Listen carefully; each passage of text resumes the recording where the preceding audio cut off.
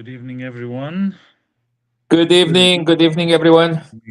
We are Hello, guys. live, and we Monday should be again. getting Monday blues. we should be getting live over here on Facebook as well. Let me just press the button, and I Let's think we are go. live on Facebook as well. We should be having the notification popping up over here soon. Yeah, Live on YouTube. And this has always a bit of delay, but yes, here we are. Okay, so I'm just gonna post the link over here. So good evening. How are you? How was your week? Eventful or uneventful. And well, just got back home just a couple of hours ago from another tour to the Douro Valley. And yeah, it's starting to pick up a little bit, both in terms of the tours as well as in terms of people inquiring about tours and experiences. And I actually have a very interesting one that just showed up on my email a couple of minutes before we went live. And so it's an interesting one that I would love to address as soon as this is over. What about you, Gabriel? well, actually, I had a tour on Friday, but actually, I got five nights, 6 days, kind of a vacation. I mean, it was a vacation. I spent a few days in a very nice spot, glamping in close to Cabanas de Tavira, which is something that I like very much. This vibe of glamping, caravans, and RVs. But very nice, very good facilities. A very nice pool. My daughter, she loves this spot, and of course, very close to Mata Rota, to Cabanas de Tavira. Today we went for lunch in Tavira. Also, we went to close to Monte Gordo, Praia do Cabeço. I mean, I just love the Eastern Algarve. I mean, I love the whole region. But yes, I'm pretty much a guy. Well, I'm from Eastern too, right? Far. So I just love the vibe there. Warmer waters. I mean, for me, it's awesome. I got some sun. Maybe I'm a bit slow because I got sun. I got some beers, but I shouldn't say this here. But I mean, it was just amazing. Okay, Yeah, definitely, well, definitely very nice. so I'm the one that arrived home less than 20 minutes ago from another tour to Porto. So was another quick run, and well, I just made it right on time to go live today. Well, welcome everyone who's watching, and thank you for joining us here at Unplugged Live. And we like to have fun. You, Gabriel, you've been having some fun outdoors, and the topic for today, it's also quite related with outdoors. So I'm throwing the ball to Yeah. you, Sergio. You have a lot to talk about that around there, right? Oh, yeah, absolutely. So we're keeping with the theme of it's summer, it's getting warm. Even though, funny enough, for people who are and who were in Porto today, we actually got a little bit of rain today in Porto. And I also got a little bit of rain at the Douro Valley today, which, well, it goes to show that the weather is always a little bit unpredictable, but nevertheless, we had a blast. And the clouds just rolled in, and for the 9-ish hours that we were at the Douro Valley, if I had to count how much time we had or we experienced rain at the Douro Valley, it was less than 5 minutes. And we were on the car, we were driving between locations, so it didn't impact our experience at all today. So it was definitely interesting. And we're keeping up with the theme of escaping the heat. We gave some already some recommendations on previous live sessions, places to go, things to do, how to structure your day. And there's also a very important thing that we left out for today, which is what should we eat? The gastronomy, and everyone loves good food. And people know that we over here in Portugal, we tend to lean very heavily on the seafood, on the fish. There's this bit of thing or theme about Portugal that we are a very sea-oriented people, and that is true. But we also have some heavier dishes, some more earthy dishes, meaty dishes if we move a little bit more inland. It's easy to understand why. Historically, people over here didn't have easy access to the sea, and so they rely a little bit more on eating goat, on eating sheep, cow, etc., pig, even so, wild boar, and freshwater fish. So there's a little bit of everything. So I'm actually going to break this into two portions over here. Again, being the guy from the north, I'm going to talk just a little bit about Porto first, and then the thing that is closer to my heart, talking a little bit about the Douro Valley. So for starters, well, in Porto, there's this thing where we tend to be a place that is very much into the meat dishes. Like everyone knows the francesinha, the bifan. We also have the green broth, the caldo verde, etc. So these tend to be a little bit more on the heavier side. But well, when the heat arrives, we feel less inclined to have all of that. The good news is that the vast majority of fish and seafood that we have over here in the north, for example, the sardines, the octopus, and whatnot, we can actually eat it cold and mixed in with salads. So this is one of the recommendations that we can have. It's still very typical of the Portuguese and the Porto gastronomy, but it's on the cold dish. Obviously, you're not going to want to have a very warm and heavy dish on a very hot summer day. So that's one of the things. There's always some colder variants, and good restaurants, they promote that, knowing that, well, people will feel more inclined to consume that food when the summer comes. In terms of wine, we also tend to think a lot about the wines that are typical from the regions. And well, obviously for the Douro Valley, people think a lot about, oh, it's going to be very bold red, so it's going to be Porto wine, which is extremely sweet and strong, and that is definitely going to take a toll. But there are other wine regions, and there are, even within the Douro Valley, there are other wines that are incredibly fresh. For example, at the Douro Valley, and even in Porto again, I would actually even say closer to Porto, you have the Vinho Verde wine region, which people say, and over here we locals, we say that it's the defining wine for the summer. It's very fresh, crisp, slightly effervescent, low alcohol content, and it's amazing to pair with wine, with fresh seafood, or when I say fresh, I mean not heavily cooked, or hot seafood, or grilled fish is also a very good option. I always remember grilled bass, grilled sardines. It's very typical of the Portuguese gastronomy on a slice of bread. And it's basically, there are no shortage of options in terms of the gastronomy. So we're leaning more towards the greens, things like also for protein, for people who are vegetarian, the beans are also a very good option. We also have it's not the fava, it's grão de bico. Do you guys know how we say grão de bico in English? Chickpea. That's it.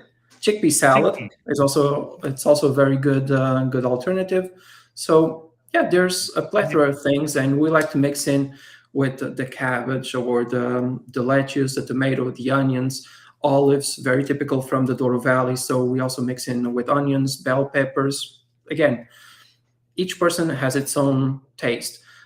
There's also people who like to mix in some cheese, for example, and we have plenty of good cheese throughout the country. So there's plenty of options, and you don't have to go heavy. As for how to structure your day, well, we've talked in previous sessions that you should start a little bit early, and then you should take your lunch at a slightly calmer pace to cool down and to relax during the warmest days of the hour. And here's a concept that not a lot of people might be familiar with, but they don't actually realize what that entails over here in Portugal. And I'm basically talking about the picnics, where you just basically prepare a little basket. You put the plates, you put your cutlery, you select 1 or 2 bottles of wine or some refreshments like an iced tea, you prepare a juice at home. And for people staying in Porto, for example, and even at the Douro Valley, there's plenty of good markets at the Douro Valley. Like, for example, there's the market in Régua. There's market in little towns like Armamar, in Tabuaço, small grocery stores. It's very good to find produce and products over there to prepare your picnic baskets. Typically, a little bit of chorizo, a little bit of bread. Some of the bakers, they even deliver the bread to your doorstep if you want to. You just need to pay attention to the honking vans that are passing through the Hmm. village. That's how most locals get their fresh bread. That's how I do it at the village. And yeah, you prepare a little basket, you go out, you bring it with you, you go explore. And then when you find one of those places by the side of the road, like you mentioned the last week, Lionel, we have plenty of those where you have just picnic tables and chairs set up over there permanently. You pull the car over and then you just set up a nice picnic over there by a lake, by the river. Some estates at the Douro Valley, they are even selling picnic baskets right now. So you can go to the estate and instead of having a more formal dining experience, you can actually order a picnic basket. And I know two places that do this exceptionally well. The first one is actually the place from the picture that I posted the photo announcing the live today, which is Quinta do Tedo. They do a fantastic picnic experience over there under their olive trees. They only have two picnic tables.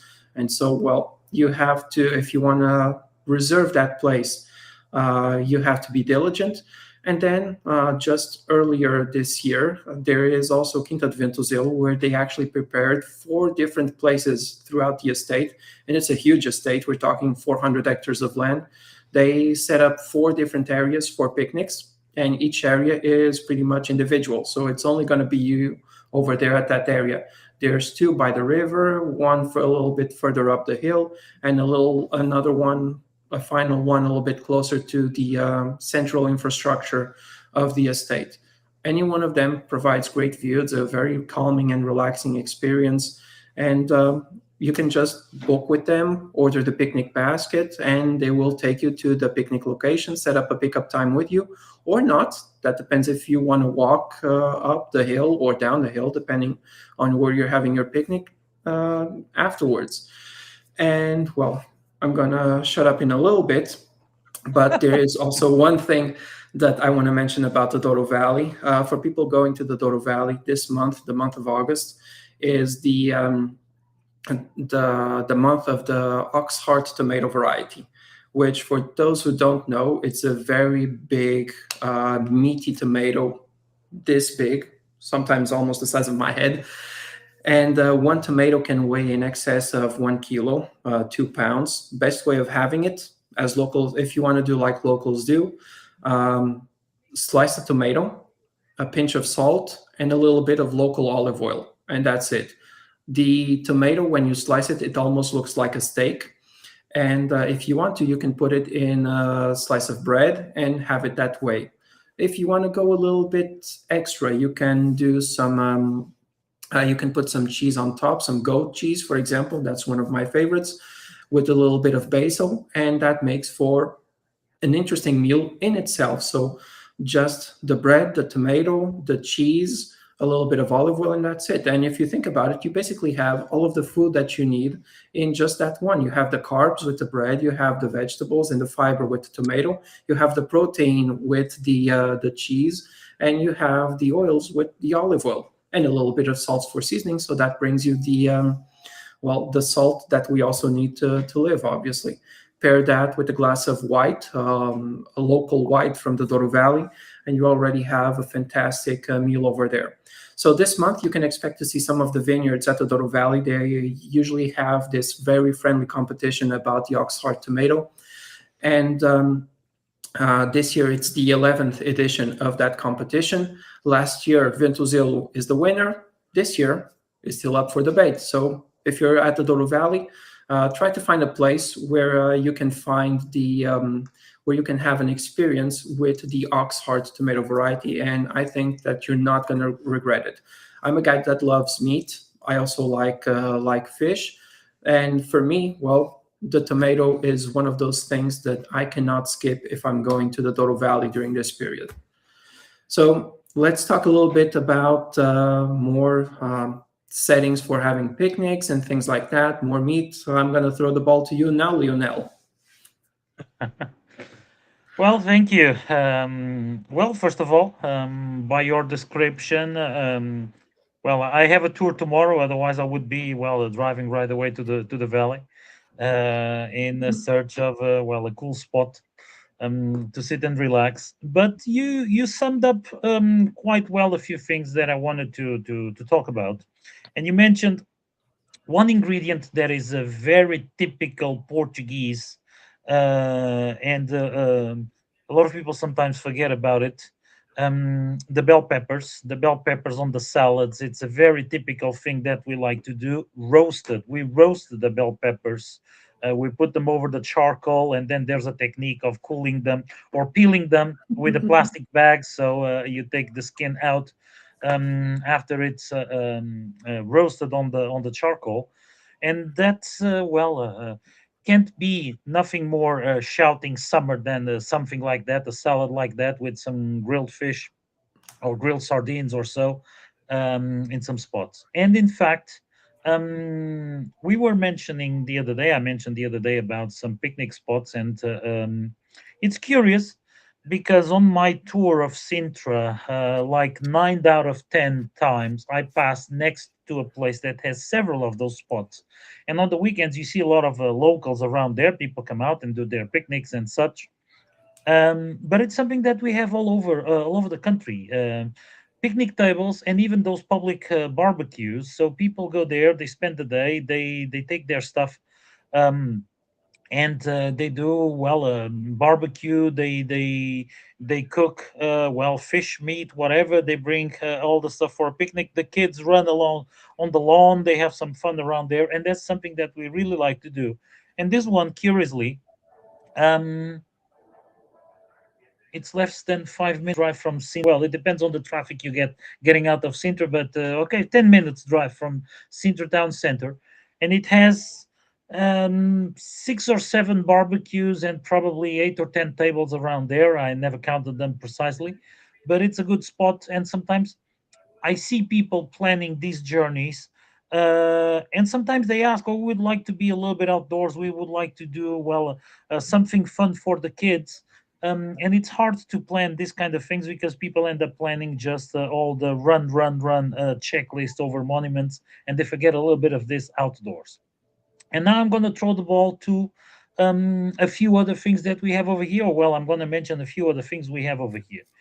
You mentioned the green wines. You mentioned some of nice pairings that you have with food over there. But what a lot of people don't know, it's that around Lisbon we have some very specific wines for people that like to pair with with food. First of all, around Lisbon, it's where we have some of the smallest DOC wine regions. Of course, you have the wine region of Colares that has some whites, the Malvasia de Colares that is very peculiar. You have Bucelas with the Arinto that it's also a very peculiar kind of white, but of course you need to have a certain palate to like those wines because they are a bit acidic and punchy. But what most people don't talk about, it's what we have towards the northern part of Lisbon wine region that is Vinho Leve, that is around Cadaval and Bombarral, that you have rosés and you have whites that are normally on the 9 or 10 degrees of alcohol. And it's something that gets very, very well with a picnic because it's very refreshing. Just chill it a little bit, and it's very refreshing.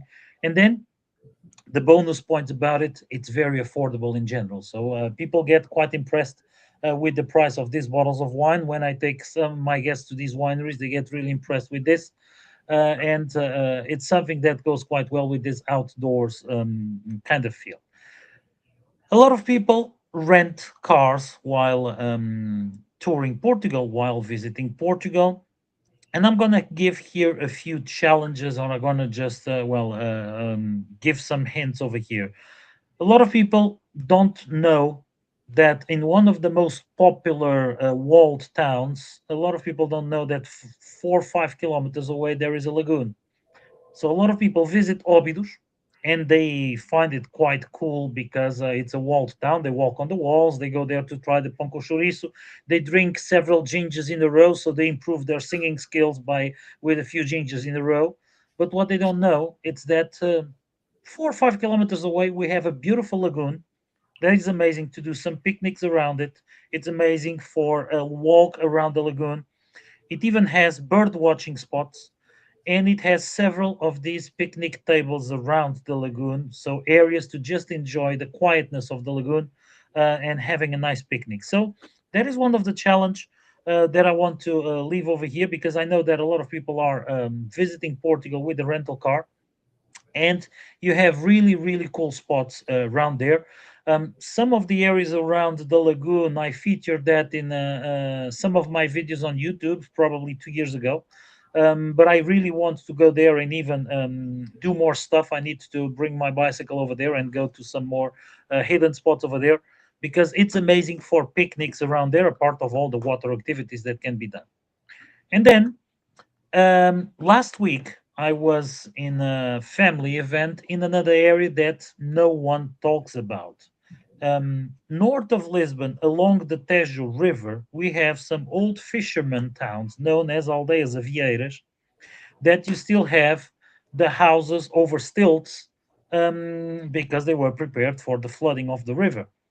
So these towns are getting restored, are getting kept, and they are just beautiful for an outdoors experience. And we have a lot of river beaches. We have some sandy beach on the riverside, and some of these places they also have picnic facilities. So I would just say that beyond the obvious of going into a park into the city, and I also have an article about the parks of Lisbon, the gardens of Lisbon at Portugal Unplugged. I have that article which I wrote some time ago. Beyond the obvious, if you have a rental car, drive along the Tejo River, along the Tagus River, and search for all of these small towns. You'll find great spots, mainly if you are on the southern bank of the river, because it's the less explored area of the river. So, in the southern bank of the river, you will find great places. And in fact, with all your advice, Sergio, of which foods to bring, and a few more things over here that I've mentioned, and some of these places that most people don't know about. I think that it's a great setup for a great day, which in fact sometimes people need. They don't realize, but they really need. Um, Today I was driving. I do a lot this drive from Lisbon to Porto, but in one of the conversation topics was exactly this. My guests were feeling relaxed. They really felt that they needed a break from the rushed itinerary. They needed a little break because they've been visiting a lot of stuff, and it helped for them to relax and just to have a slower pace. But for people that are exploring the country with a rental car, sometimes a day like this, going outdoors, doing a picnic, having just, even if it's just sitting near the lagoon, near the lake, near the river, just contemplating the landscape, might be a very interesting experience. And of course, if you don't want to prepare a big picnic, you go to a supermarket, buy a few things. You go to a bakery, buy a few things. The biggest challenge will be to resist the temptation of bringing everything on the bakery. But you know how our bakeries are. But in fact, this is a great plan, and I really feel that everyone planning the itinerary should have somewhere in the middle one of these cool down days, just to sit, relax, and reset a little bit from a busy trip. It's a great advice to go out and to do a little bit of a picnic this way. And from my end, I just added here a few things. Gabriel is the outdoors guy. He's the one that bikes and hikes and does all that stuff around. So a part of the obvious around beaches and such, you probably have some nice spots around. I would Yeah. say some reservoirs, some cerros, some stuff over there that can be also interesting to share about. Yeah. Well, actually, while I was listening you, now I was just making some appointments because otherwise I would forget. But actually, we have many. Even by the beach, and now in summer, some nights they are very warm. So it's very, very common to see people doing picnics on the beach. Some very nice spots, for instance, close to the backwaters, like in Faro. So people, when people they like to do picnics, they like also to skip a bit the crowds. Obviously, now it's August, so the beaches are packed. I've seen even now, the longest beach we have here in the Algarve. It's about 15, 16 kilometers, so 10 miles. That it goes from Casella, Mantarrota, so the end of Ria Formosa, throughout the border with Spain. Yeah, I'm talking I about was there. I Mantarrota. was there a few weeks ago. Yeah, it's huge. If you walk from Montegordo to Casella, it's 15, 16 kilometers. Praia Verde, Cabeço, Altura, they are amazing, and they are packed now. They are packed. But in between, it's easy. It's not that hard to find some spots. And I see sometimes when I go for walking, people they just go a bit away from the crowd, or they stay there for sunset. It's very nice by sunset. Hmm. Many people they bring their own food. It's also something very Portuguese. We can forget we are Portuguese and local. And when I think now, I was thinking about the tourism in the Algarve. It's not linear. It's not all the same. We don't have only people coming to hotels or going out Hmm. for dinner or lunch. No, most people, the majority of Portuguese people, actually they are on the budget, so they stay in this eastern side of the Algarve. There are many houses, many flats, also places very, very popular amongst the Portuguese, like Quarteira, Armação de Pera, Praia da Rocha, and of course a bit everywhere, Lagos, Lagoa, Albufeira. We have many, many Portuguese now, and lots of immigrants, also immigrants. Portuguese people who live abroad, and now in August they are coming to visit their family. And it's funny because even today I was talking with some guys, some vendors at the market in Tavira. I went there with my family, and everyone was saying, my family they just returned from Switzerland, from whatever. Well, anyway, so even on the beaches, it's very common for people doing picnics. Having a cooler, bringing some sandwiches is something very common. Of course, this does match exactly what you were talking about, Sergio. But I see many families they are careful, so they try to avoid, bread, sandwiches. But it's hard because it's much easier to pack some sandwiches, right? I know because I've been doing this week, and I got some more bread, and but I love bread to be honest. But we got also some soup and some fish, so we know more or less how to do this. But let's think about a bit away from the beaches because they are very packed now. And actually, Luna, we have many wonderful sports. I was just trying to remember some sports that I know from cycling, hiking, and also from tours. There's very nice sports like close to Lolé, for instance, Fonte Benémola. There's a very nice spring there, very popular. There's a microclimate, very beautiful. We have to walk a bit from the car to the parking to the picnic area, but it's not much, maybe 10 minutes, and it's absolutely amazing. So we have always people going there, and when I talk about microclimate, the temperatures there are slightly cooler. We have this green covering, so it's very, very nice. It really reminds a bit northern Portugal. Of course, not as big as Jerez or something, but it's a very nice spot. Also, not far from Fonte Benémola, by the way, it's located close to Querença. So I would say, for instance, from Albufeira, it's about what? So Lolé, 40 minutes away from Albufeira, 30 minutes away from Vila Moura or Faro. It's not that far. And then not far from there, we have also a very beautiful place for picnics, which is Rocha da Pena, maybe one of the most popular spots for climbing. It's a place between Salir and Benafim. Very beautiful. It reminds me, it reminds me a bit the El Capitan in the West. I think I'm not sure if it's Yellowstone. No, Oh, well, El Capitan, because it's vertical and it's absolutely beautiful. So it's possible to walk around to the top. And there's also I some. think that's Yosemite, if I'm not Yeah, mistaken. Yosemite. I knew it wasn't. Yellowstone is a bit further north. It's Yosemite. Yosemite. Yeah, exactly. Thank you, Sergio. But we have more. Like, for instance, there's one very popular close to the place where I've been these days. And even today, I was driving. And every time I drive there, I remember a huge family picnic that I had in a Mata de Santa Rita, close to the Conceição de Tavira, which is another beautiful forest spot with lots of tables, beautiful views.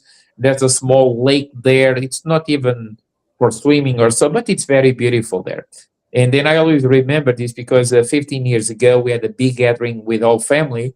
And I mean, 15 years later, of course, some of my parents, they are no longer with us. And some other people. So I always remember this. And by the way, we all know that the Portuguese people, they love to gather all families. So I've been Hmm. seeing big families, like it's insane. Sometimes they look like the Roman formations. We go on a beach and then we see a big formations of umbrellas. And I think, well, if they are under attack or they're going to attack someone. And I mean, you get lost inside. I mean, and then I can't even imagine the amount of bolas Berlin, so the donuts they eat per day. It's amazing. Right? I'm just kidding, but this is true, and it's funny because sometimes some tourists, they're not used to this. Like, people, they gather a lot, and it's amazing. Family comes first always. Some more spots. There's another other very nice spot close to Sambrage. So Sambrage, the Alportel, it's between Lolé and Tavira. It's 16 kilometers north of Faro, so 10 miles north of Faro. Not far, people, they just need to take the highway 822 and then they go to Sambrage. And the name of the spot is Fonte Ferria. Well, maybe then I'm going to make a post with all these names. Fonte Ferria, also very popular too.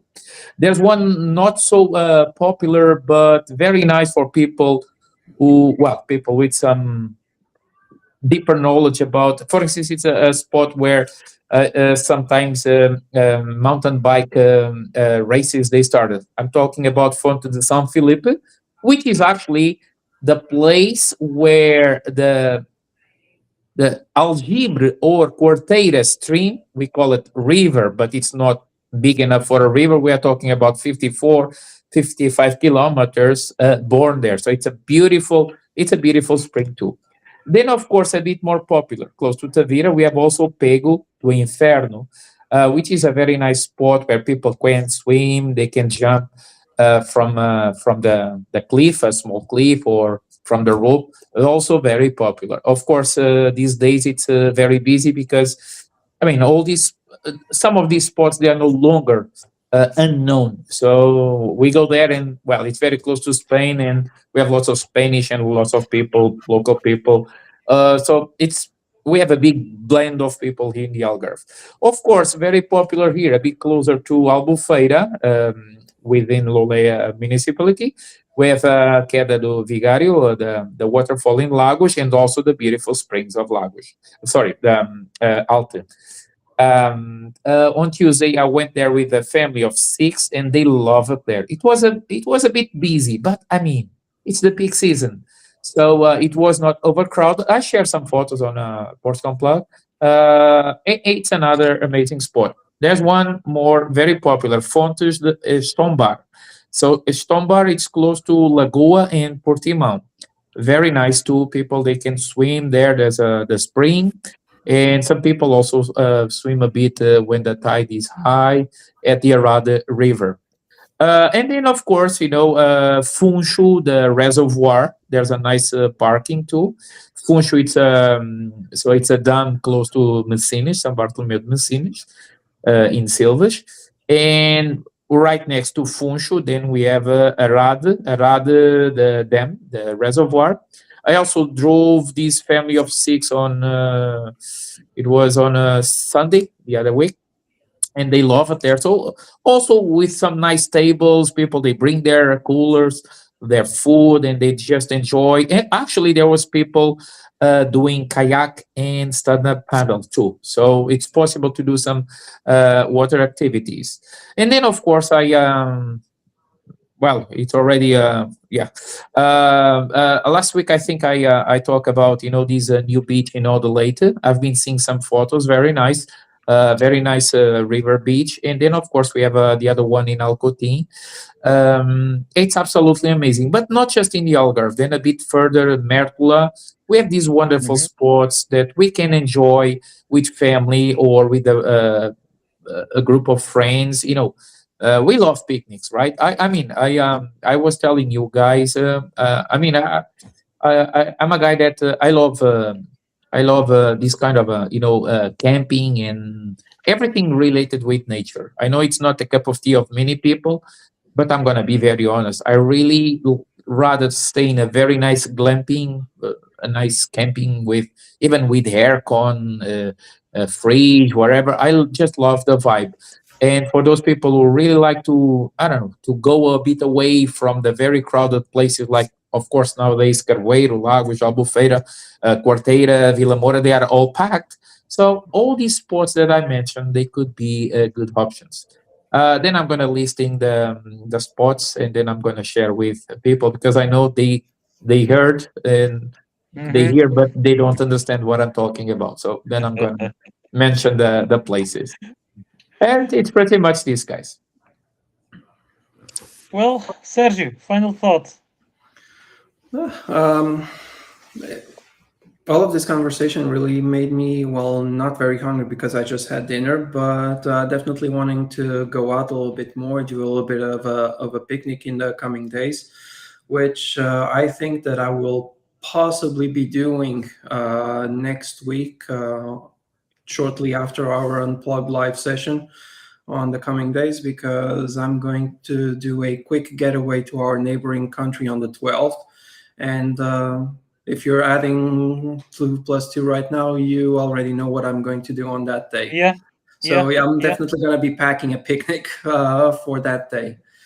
But yeah, one of the things that came to mind, and as you were saying earlier, Lionel, picnic areas with the barbecues, the public barbecues, that everyone can walk up to it and use the barbecue. Just remember to bring your own firewood and your own coal and utensils as well, like the pincers and the pokey sticks, basically, to turn the meat over and whatnot. But there is one such place precisely at the village, at the Douro Valley, where my family has a small house over there.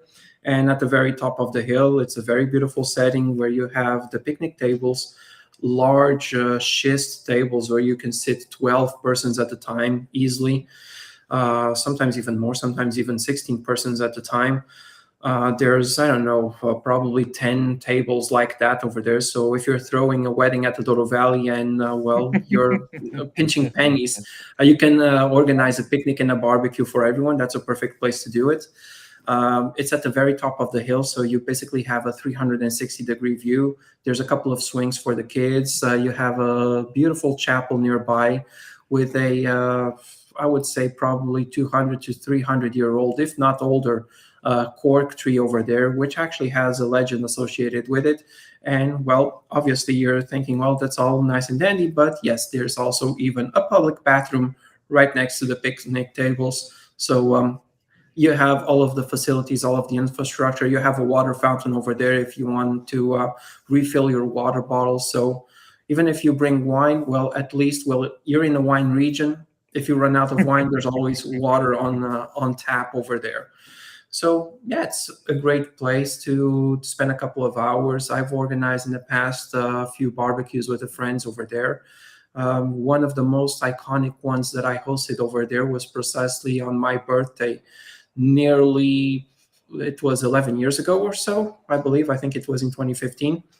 So where we basically had the entire village gathering for mass in front of the chapel, and there was me and my brothers-in-law just starting up the fire and doing a barbecue while the rest of the village was having mass. It was a fun experience.